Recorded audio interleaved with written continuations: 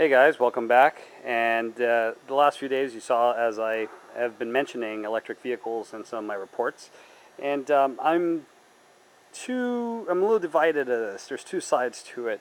There is a need for renewable energy vehicles, and in cities like Beijing and Caracas where smog is killing everybody, we definitely need to get the motorcycles and the gas-powered vehicles off the roads because there's no way the cities can support so much smog. But in cities like Miami, I mean, is there really a need for the electric scooter? I understand a Vectrix. You've seen my testing of the Vectrix. I used to be a consultant for them about 4 years ago. That's a vehicle that can go 60 miles an hour.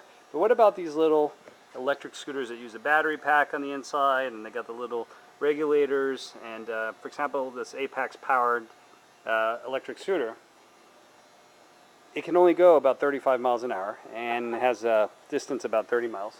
So what is the real need for it in a city like Miami? And that's the real question. I mean, if you live in Miami Beach and all you go around is Miami Beach, then yeah, great.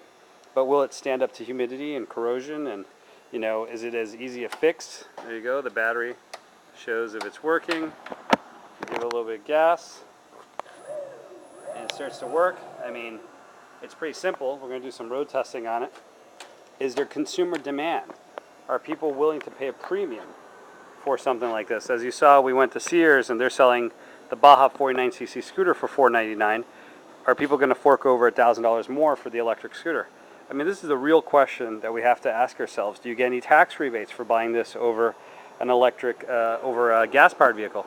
So why buy this or not a 150cc for the same price right here on the left? So a lot of questions that you have to ask yourself. And I'm going to be asking these questions as we take these and take them for road spins and test drives. I don't know if you saw the Las Vegas test drive I did with some of my friends. Our little road trip, the Scooter Maven does Vegas. We tested out an electric vehicle as well. And so just lots of questions that we have to ask ourselves before we promote the electric scooters. Obviously, MRP has all these parts. I mean, there are a lot of generic parts on them. We have the handlebars, we have the brake levers, we have the light bulbs, we have the same tires, same reflectors, same shocks. You know, the only thing that's different is that instead of a gas-powered engine, you got the regulator and the electric batteries on the inside. But 90% of this is sourced from traditional scooter companies. So again, I'm a little torn about it. We obviously have a lot of parts that work on this and we want to promote the scene. But is there really consumer demand? Is it consumer-driven or is it industry-driven? These are all questions that we should ask ourselves before you start loading up on vehicles for your store.